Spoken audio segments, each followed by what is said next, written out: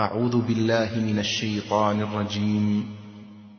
قل هذه سبيلي أدعو إلى الله على بصيرة أنا ومن اتبعني وسبحان الله وما أنا من المشركين.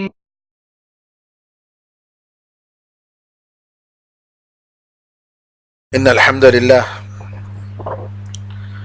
نحمده ونستعينه ونستغفره ونؤمن به ونتوكل عليه ونعوذ بالله من شرور أنفسنا ومن سيئات أعمالنا من يهده الله فلا مضل له ومن يضلل فلا هادي له وأشهد أن لا إله إلا الله وحده لا شريك له وأشهد أن محمدا عبده ورسوله. اللهم صل على محمد وعلى آل محمد كما صليت على إبراهيم وعلى آل إبراهيم إنك حميد مجيد. اللهم بارك على محمد وعلى آل محمد كما باركت على إبراهيم وعلى آل إبراهيم إنك حميد مجيد. أما بعد فإن خير الحديث كتاب الله وخير الهدي هدي محمد صلى الله عليه وسلم وشر الأمور محدثاتها وكل محدثة بدعة وكل بدعة ضلالة وكل ضلالة في النار. تمام تعریفیں اللہ تعالیٰ کے لیے ہیں جو سارے جہاں کا خالق، مالک اور اس کا پروردگار ہے۔ رحمتیں اور سلامتی ہو احمد مجتبیٰ محمد مصطفیٰ محمد ابن عبداللہ پر جو سارے جہاں والوں کے لیے رحمت بنا کر بھیجے گئے۔ برادران اسلام، دختران ملت، ماہ مبارک ایسا لگ رہا ہے کہ کل ہی آیا اور اب جانے کی تیاری میں ہے۔ اس ماہ مبارک میں جس کا مقصد تقوی اور پرہیزگاری کا اختیار کرنا، لوگوں کو بھوک اور پیاسا رکھنا مقصد نہیں ہے۔ اللہ تعالیٰ نے فرمایا کہ لعلکم تتقون، کہ تاکہ تم تقوی اختیار کرو۔ آج ہم اگر دیکھیں کہ گزرے ہوئے ان 18 دنوں میں، رمضان کے اس ماہ مبارک میں ہمارے طرف سے کتنی عبادت ہوئی، اللہ تعالیٰ کو راضی کرنے کے لیے ہم نے کتنی کوشش کی، ہم اپنے آپ میں بڑی تقصیر محسوس کرتے ہیں۔ ارادہ کیا، کوشش کی کہ جو ہے تکبیر تحریمہ میں ہم رہیں، لیکن ہو نہیں پایا۔ کوشش تھی کہ کوئی تراویح کی 1 رکعت بھی نہ چھوٹے، لیکن ہو نہیں پایا۔ کوشش تھی کہ زیادہ سے زیادہ قرآن کریم پڑھیں، لیکن ہو نہیں پایا۔ لہذا اب کیا کرنا چاہیے؟ اب جو وقت باقی ہے گزرے ہوئے وقت سے بھی زیادہ فضیلت والا وقت ہے۔ یہ مبارک ایام اور راتیں جو آ رہی ہیں میرے بھائیوں، یہ گزرے ہوئے دنوں سے بھی بہت زیادہ افضل ہیں۔ اس لیے عائشہ رضی اللہ عنہا فرماتی ہیں کہ نبی کریم صلی اللہ علیہ وسلم ان عشر اخیر میں، رمضان کے آخری 10 راتوں میں اور دنوں میں اتنی محنت کرتے تھے کہ اتنی محنت کرتے ہوئے میں نے کسی اور دن نہیں دیکھا۔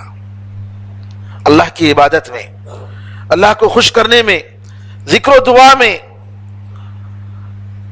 قرآن کریم کی تلاوت، اعتکاف، عبادت کے جو جو طریقے ہو سکتے ہیں نبی کریم صلی اللہ علیہ وسلم نے ان دنوں میں اپنائے، کیونکہ ان دنوں میں، ان راتوں میں ایک رات ہے جو 1000 مہینوں سے بہتر ہے، جس کو اللہ تعالیٰ نے مبارک رات کا نام دیا۔ تو لہذا نبی کریم صلی اللہ علیہ وسلم کے بارے میں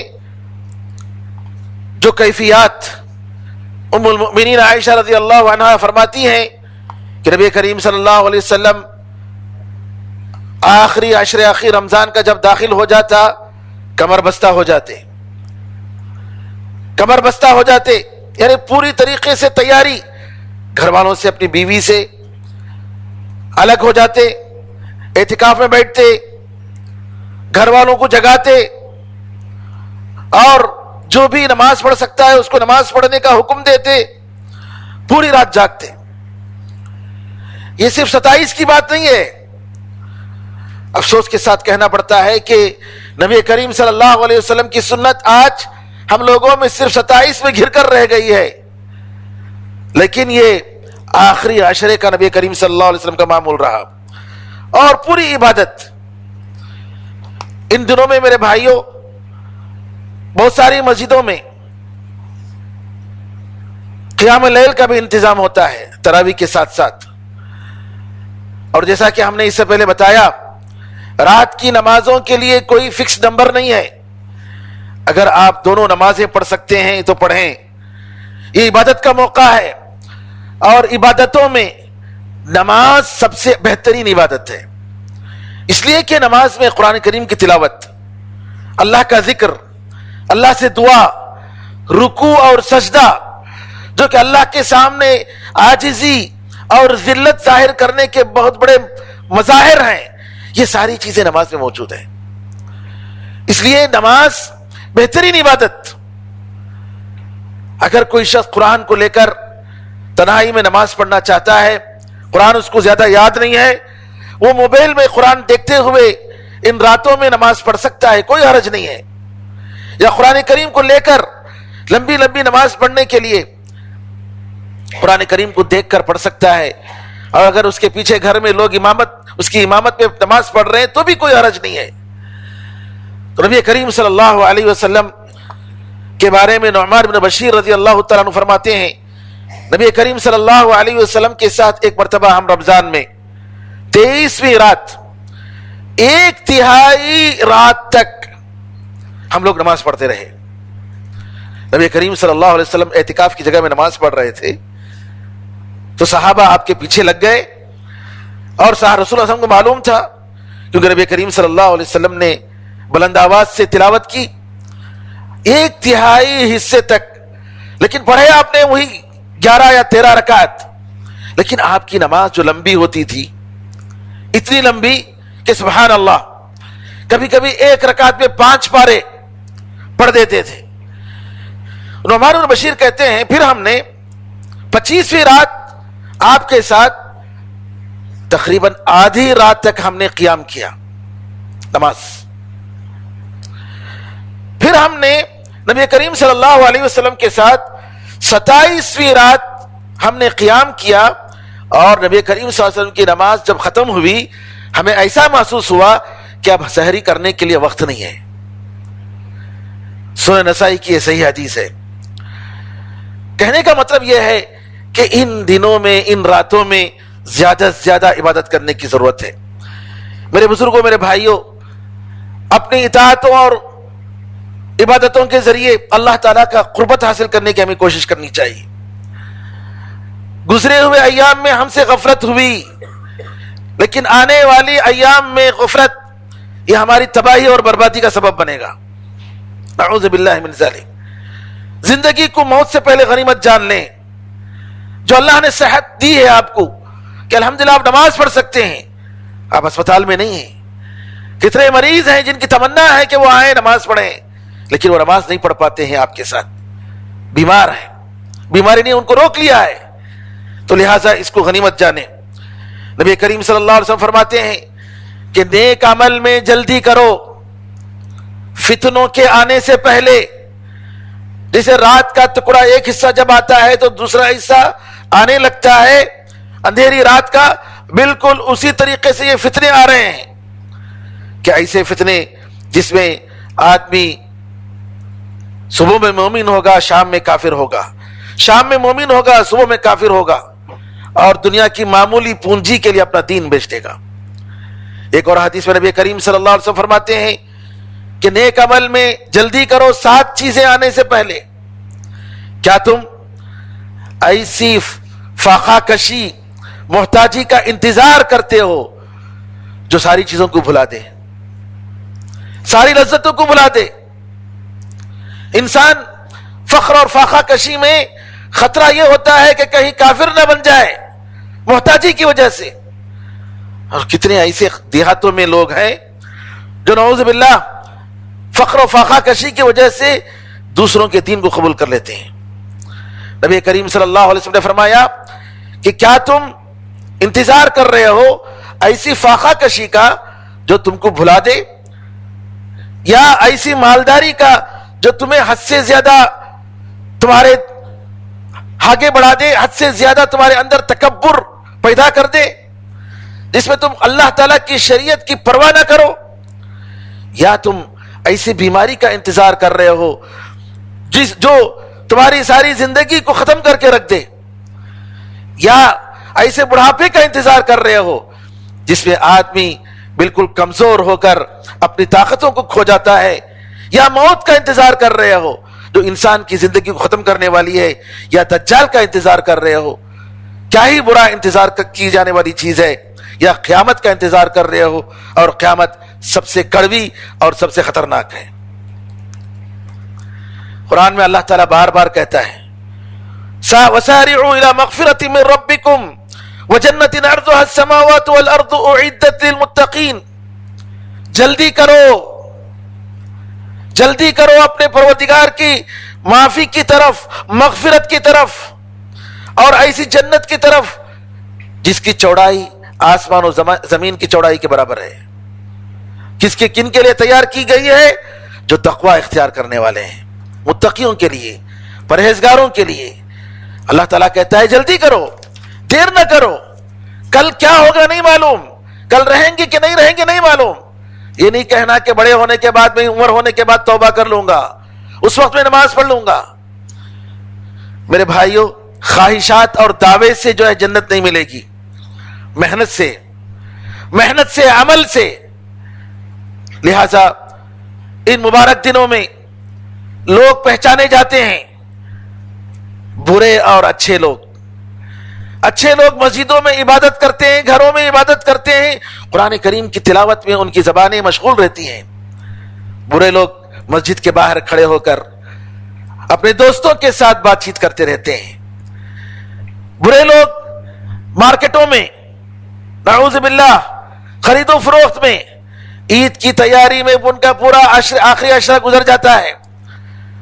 فلاں جگہ جا کر فلاں چیز لینا ہے، فلاں جگہ جا کر فلاں چیز لینی ہے، اور اسی میں ان کے یہ مبارک ایام گزر جاتے ہیں. ان مبارک راتوں میں کون غفلت پہ رہتا ہے، کون محنت کرتا ہے، یہ بالکل واضح ہو جاتا ہے. اللہ تعالیٰ کی نظر میں کون مقبول ہے اور کس کو دھتکار دیا گیا ہے پتہ چل جاتا ہے. کون محروم ہے، بد نصیب ہے، اور کون خوش نصیب ہے، یہ معلوم ہو جاتا ہے. میرے بھائیوں، اللہ کی طرف سے کس کو توفیق ملتی ہے اور کون توفیق سے نامحروم ہے، اللہ کس کی مدد نہیں کرتا ہے، یہ معلوم ہو جاتا ہے. کون اللہ تعالیٰ کی ہدایت پر چلتے ہیں، تقوی اور پرہیزگاری والے ہیں، اور کون اپنی خواہشات کی زندگی گزارتے ہیں، کون دنیا والے ہیں اور کون آخرت والے ہیں. میرے بھائیوں، یہ آخری 10 دن، یہ آخری 10 راتیں، یہ مبارک راتیں ہیں. لیلۃ القدر کی رات، آپ کو معلوم ہے یہ لیلۃ القدر کیا ہے؟ 1 سیکنڈ 40 دن سے بہتر ہے. 1 سیکنڈ، منٹ نہیں، 1 سیکنڈ 40 دن کی عبادت سے بہتر ہے. 1 رات کی عبادت 1000 مہینوں کی عبادت سے بہتر ہے. اسی پر 3 سال کی عبادت سے بہتر ہے. معمولی بات نہیں ہے میرے بھائیوں. اس کا مطلب یہ ہوا کہ 1 سیکنڈ بھی ہمارا ضائع نہیں ہونا چاہیے. 1 سیکنڈ بھی ہمارا ضائع نہیں ہونی چاہیے. 1 سیکنڈ بھی غفلت میں نہیں جانا چاہیے. لیلۃ القدر، یہ مبارک رات جس کو اللہ تعالیٰ نے، جس کی تعظیم اور جس کا احترام اور جس کا مقام اللہ نے ایک مستقل صورت میں، سورۃ القدر میں اللہ نے بتایا. ایک ایسی رات جو دنیا کی ساری راتوں سے بہتر، جس میں فرشتے آسمان کو چھوڑ کر زمین میں آتے ہیں. ایک ایسی رات جس میں فرشتے رحمت اور مغفرت کے ساتھ آتے ہیں، دعاؤں کے ساتھ آتے ہیں. ایسی رات میں جو شخص ایمان کے ساتھ، اخلاص کے ساتھ، اللہ کو راضی کرنے کے لیے اور ثواب کی نیت کے ساتھ عبادت کرے گا، اللہ تعالیٰ اس کے پرانے گناہوں کو معاف کر دے گا. اس رات میں اللہ نے کوئی عذاب نہیں رکھا. اس رات کو اللہ تعالیٰ نے ایسی مبارک بنایا جس کی تلاش میں نبی کریم صلی اللہ علیہ وسلم اعتکاف میں بیٹھتے تھے، اور کہا کہ یہ دعا زیادہ کرو، اللہم انک عفو تحب العفو فاعف عنا، اے اللہ تو معاف کرنے والا ہے، معاف کرنے کو پسند کرتا ہے، اللہ ہمیں معاف کر دے۔ اللہ تعالیٰ ہمیں اور آپ کو رات نصیب فرمائے، اور اللہ تعالیٰ ہمیں اور آپ کو اور سارے مسلمانوں کو اس مبارک رات میں زیادہ سے زیادہ عبادت کرنے والا اور اس کی برکتوں کو پانے والا اور اس کی جنت کو پانے والا ہم لوگوں کو بنا دے۔ میرے مبارک اور خوش نصیب بھائیوں، نبی کریم صلی اللہ علیہ وسلم کے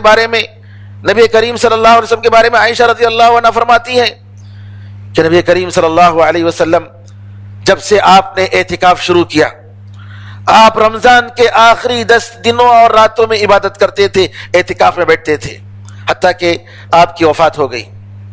اعتکاف کا مطلب کہ آپ اللہ کا تقرب حاصل کرنے کے لیے آپ مسجد میں عبادت کے لیے بیٹھتے ہیں اور دنیا والوں سے کٹ کر۔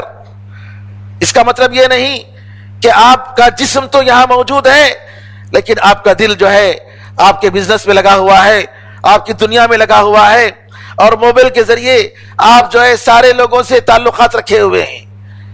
یہ نہیں ہے میرے بھائیوں، اعتکاف کا مطلب یہ ہے کہ آپ کے جسم سے بڑھ کر آپ کا دل اللہ تعالیٰ کے گھر میں رہے۔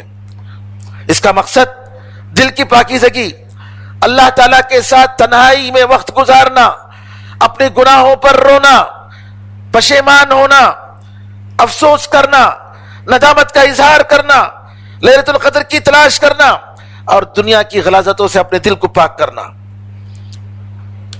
علامہ ابن رجب رحمۃ اللہ علیہ فرماتے ہیں اعتکاف کی حقیقت یہ ہے کہ آدمی مخلوق سے تعلقات کاٹ کر اللہ تعالیٰ سے تعلق جوڑنے کے لیے بیٹھ جائے اور صرف اللہ تعالیٰ کے ساتھ مشغول رہے، اس کے ذکر کے ساتھ، اس کی محبت کے ساتھ۔ اور میرے بھائیوں، یہ آخری ایام ہیں اور جہاں پر رمضان کا مہینہ ختم ہوتا ہے، نبی کریم صلی اللہ علیہ وسلم فرماتے ہیں کہ انما الاعمال بالخواتیم، کہ عمل کا جو معیار ہوتا ہے، جو دیکھا جاتا ہے، وہ عمل کا آخری حصے میں دیکھا جاتا ہے کہ آخری حصہ کیسا گزرا۔ شروع میں ہم سے تقصیر ہوئی، آخر میں تقصیر نہیں ہونی چاہیے۔ سلف صالحین آخری عشرے میں نبی کریم صلی اللہ علیہ وسلم کی سنت کے مطابق پوری محنت کرتے تھے۔ طلحہ بن عبید اللہ کہتے ہیں گھوڑے جب ریس میں ہوتے ہیں اور جب دیکھتے ہیں کہ ابھی ہمارا گول سامنے ہے، جیتنے کے لیے ابھی تھوڑا فاصلہ باقی رہ گیا ہے، پوری طاقت وہ اپنا استعمال کر دیتے ہیں، پوری قوت استعمال کر دیتے ہیں تاکہ وہ جیت جائیں اور اس گول تک پہنچ جائیں اور سب سے آگے پہنچ جائیں۔ علی رضی اللہ تعالیٰ فرماتے ہیں کہ عمل کی قبولیت کی فکر کرو، عمل کی کثرت سے زیادہ عمل کی قبولیت، کہ میرا عمل اللہ تعالیٰ قبول کرے۔ اور کب ہوگا اللہ تعالیٰ ہمارے عمل کو کب قبول کرے گا؟ جب ہمارے اندر تقوی اور پرہیزگاری ہو، کیونکہ اللہ تعالیٰ فرماتا ہے انما يتقبل اللہ من المتقین، کہ اللہ تعالیٰ جو ہے متقی اور پرہیزگاروں ہی سے قبول کرتا ہے، دوسروں سے نہیں۔ تو لہٰذا اپنے عمل کو خالص بنائیے اللہ تعالیٰ کے لیے۔ ان دنوں میں، ان راتوں میں میرے بھائیوں، روزہ ہے، قیام لیل ہے، تلاوت ہے، غریبوں کو کھانا کھلانا ہے، عمرہ ہے، ذکر الہی ہے، اللہ تعالیٰ کی نشانیوں میں اور آیتوں میں غور و فکر کرنا ہے، توبہ اور اللہ تعالیٰ کی طرف پلٹنا ہے، دعا ہے، گڑ گڑانا ہے، اپنے گھر والوں کو عبادت کی تو وصیت کرنی ہے، اپنے گھر والوں کو بار بار عبادت کی وصیت کرنی ہے۔ اور عورتیں اگرچہ وہ اپنی ماہواری میں رہیں، ایسی حالت میں بھی وہ ذکر و اذکار میں مصروف رہ سکتی ہیں، دعاؤں میں اور قرآن کریم کی تلاوت، جی موبائل وغیرہ یا بغیر ڈائریکٹ ٹچ کیے بغیر جو ہے کر سکتی ہیں، روزے داروں کی خدمت کر سکتی ہیں اور اپنے نفس کا محاسبہ کر سکتی ہیں، صدقہ اور خیرات کر سکتی ہیں۔ اور اسی طریقے سے توبہ کی ہر مومن عورت اور مرد کو کوشش کرنی چاہیے۔ میرے بزرگوں، میرے بھائیوں، نوجوانوں پر مجھے بڑا افسوس ہوتا ہے۔ نوجوان کتنے ایسے نوجوان ہیں جو ہٹے کٹے ہیں، نماز 1 گھنٹے کے لیے کھڑے ہو کر پڑھ سکتے ہیں، مسجد کے آخر میں بیٹھ کر باتیں کرتے رہتے ہیں، مسجد کے باہر کھڑے ہو کر گپ شپ کرتے رہتے ہیں۔ میں والدین سے گزارش کرتا ہوں کہ ان نوجوانوں پر رحم کرو۔ یہ نوجوان، ان کی نوجوانی اگر اللہ تعالیٰ کی عبادت میں نہیں گزری ان دنوں میں، ان راتوں میں، پھر کب گزرے گی؟ اگر اب یہ توبہ نہیں کریں گے پھر کب توبہ کریں گے؟ یہ آپ کا فرض ہے۔ اچھے طریقے سے سمجھائیے، اچھے طریقے سے ان کو سمجھائیے، بٹھائیے، بولیے کہ یہ دنوں میں تقصیر کرنے کے نہیں ہیں، یہ ایام، یہ راتیں غفلت کی نہیں ہیں، روڈوں میں جا کر ویلنگ کرنے کے لیے اور نعوذ باللہ موت پہ منہ میں اپنے آپ کو ڈالنے کے لیے نہیں ہے۔ آپ نصیحت کیجیے، سمجھائیے، اللہ تعالیٰ ان کو توفیق عطا فرمائے۔ بہرحال یہ مبارک ایام جو لوگ مسجد کے پیچھے بیٹھ کر تراویح کے وقت باتیں کرتے رہتے ہیں، مسجد کی حرمت کا خیال نہیں، یہ بہت بڑا گناہ ہے۔ مسجد کی عزت جو نہیں کرنا، نعوذ باللہ، یہ بہت بڑا گناہ ہے میرے بھائیو۔ وَمَن يُعَظِّمْ شَعَائِرَ اللَّهِ فَإِنَّهَا مِن تَقْوَى الْقُلُوبِ، اللہ تعالیٰ فرماتا ہے اللہ تعالیٰ کی محترم چیزوں کی جو عزت کرتا ہے یہ تقوی کی علامت ہے۔ یہ مسجد اللہ تعالیٰ کی محترم جگہ ہے، یہ مارکیٹ نہیں ہے، یہ گھر نہیں ہے، یہ اللہ کا گھر ہے، لہذا اس کی عزت کریں۔ ماہ مبارک یہ وقت عزت کا وقت ہے، اس وقت کی عزت نہیں کریں گے تو پھر کب کریں گے؟ یہ آخری ایام، یہ مبارک راتیں قرآن کریم کی یہاں تلاوت ہو رہی ہے، مصلی نمازی نماز پڑھ رہے ہیں، نماز میں غور و فکر کر رہے ہیں، قرآن کی آیتیں سن رہے ہیں اور وہاں بیٹھ کر بات چیت کرتے ہیں۔ اللہ اکبر۔ عمر رسیدہ لوگ کتنی محنت کے ساتھ، ان کو چلنے میں تکلیف ہے لیکن آتے ہیں نماز پڑھنے کے لیے۔ ان سے کم از کم یہ ان نوجوانوں کو عبرت حاصل کرنی چاہیے۔ اللہ سے دعا ہے کہ اللہ تعالیٰ ان کو توفیق عطا فرمائے۔ زیادہ سے زیادہ دعا کریں میرے بھائیوں، زیادہ سے زیادہ دعا کریں اور اللہ تعالیٰ کی طرف پلٹ کر آئیں۔ ہو سکتا ہے کہ اللہ تعالیٰ ہم پر رحم فرمائے، ہماری گناہوں کو معاف فرمائے اور آنے والا رمضان، آنے والے ایام، آنے والے یہ مبارک ایام اللہ تعالیٰ ہو سکتا ہے کہ گزشتہ زندگی میں گزرے ہوئے ایام سے بہتر بنا دیں۔ اللہ تعالیٰ ہم سب کو توفیق عطا فرمائے۔ بارک اللہ لنا ولکم فی القرآن العظیم ونفعنا وإیاکم بالآیات والذکر الحکیم، انہ تعالی جواد کریم ملک بالرؤوف رحیم ورب حلیم۔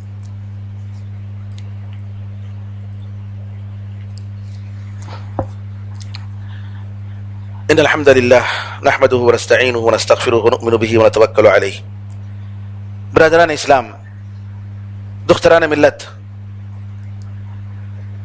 الیکشن آیا اور انسانیت نواز، انصاف پسند، سب کو حق دینے کا عزم رکھنے والے کچھ خواب دیکھ رہے تھے۔ مسلمانوں کی بھی کچھ تمنائیں تھیں لیکن ان ساری تمناؤں پر پانی پھر گیا۔ لیکن افسوس کی بات نہیں ہے، مسلمان اللہ پر یقین کرنے والا، اللہ کی ذات، اس کی صفات، اس کی عظمت پر، اس کی قدرت پر یقین کرنے والا کبھی مایوس نہیں ہوتا ہے۔ وہ اللہ تعالیٰ سے امید لگائے بیٹھا ہے۔ ایک مسلمان کو احساس ہے کہ یہ جو کچھ ہوا ہماری تقصیر ہوئی، ہماری دعائیں اب قبول نہیں ہوئی، لیکن وقت آئے گا انشاءاللہ ضرور قبول ہوں گی اور مجرم اپنا ٹھکانہ ضرور وہ پائیں گے۔ اللہ پر ہمیں یقین ہے، اللہ کا قانون ہے میرے بھائیوں۔ میں آپ کو اس مختصر وقت میں عمر رضی اللہ تعالیٰ عنہ کا خط جو انہوں نے اپنے کمانڈروں کے نام لکھا، آپ لکھتے ہیں فوجیوں کو، کمانڈروں کو، میں تمہیں اور تمہارے ساتھ جو فوجی ہیں ہر حالت میں اللہ تعالیٰ سے ڈرنے، اس کے تقوی حاصل اختیار کرنے کی میں نصیحت کرتا ہوں، کیونکہ اللہ کا تقوی دشمنوں کے خلاف سب سے بہترین ساز و سامان ہے۔ اللہ کی خشیت دشمنوں کے خلاف سب سے بہترین سلاح ہے اور جنگ میں سب سے بہترین مکر ہے، پلاننگ ہے۔ میں نصیحت کرتا ہوں، میں تمہیں حکم دیتا ہوں اور تمہارے ساتھ جو لوگ ہیں انہیں حکم دیتا ہوں۔ عمر فاروق کے جملے ہیں میرے بھائیوں کہ تم گناہوں سے بڑھ کر، تم اپنے گناہوں کو اپنے دشمن سے بڑھ کر اپنے گناہوں سے ڈرو۔ میں تمہیں نصیحت کرتا ہوں کہ تم اپنے دشمنوں سے بڑھ کر اپنے گناہوں سے ڈرو۔ کیونکہ فوج کی جو گناہیں ہوتی ہیں ان کے دشمن سے زیادہ ان کے لیے خطرناک ہیں. مسلمان، اللہ تعالیٰ مسلمانوں کی اس لیے مدد کرتا ہے کہ ان کے دشمن اللہ کی نافرمانی کرتے ہیں، اور اگر یہ نہ ہو تو ہمیں طاقت نہیں رہے گی، کیونکہ ہماری تعداد ان کی تعداد کے مطابق نہیں ہے، ہمارے ساز و سامان ان کے ساز و سامان کے مطابق نہیں ہے.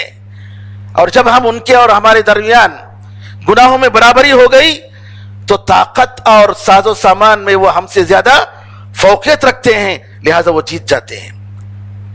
اگر ہماری نیکی کی وجہ سے ہم اگر کامیاب نہیں ہو سکتے تو ہم ان کو اپنی طاقت کے ذریعے ہم کو ہرا نہیں سکتے. اور جانو تمہارے ساتھ تمہارے سفر میں اللہ تعالیٰ کے نگران ہیں، نگہبان ہیں. تم جو کچھ کر رہے ہیں وہ جانتے ہیں. شرم اختیار کرو، ان سے تم شرماؤ. جی، کہیں ایسا نہ ہو کہ وہ اللہ تعالیٰ کی نافرمانی تم اللہ تعالیٰ کے راستے میں چلتے ہوئے تم کرو، اور تم یہ مت کہو کہ ہمارا دشمن ہم سے بدتر ہے اور ہم پر اللہ تعالیٰ ان کو مسلط نہیں کرے گا اگرچہ کہ ہم گناہ کریں. اتنے ایسے لوگ ہیں کہ ان پر ان سے زیادہ خراب لوگوں کو، ان سے زیادہ برے لوگوں کو مسلط کیا گیا، جیسا کہ اللہ تعالیٰ نے بنو اسرائیل پر مجوس کو مسلط کیا. میرے بھائیوں، آج ہمیں صرف مسلم قوم کی نہیں، انسانیت کی فکر کرنے کی ضرورت ہے.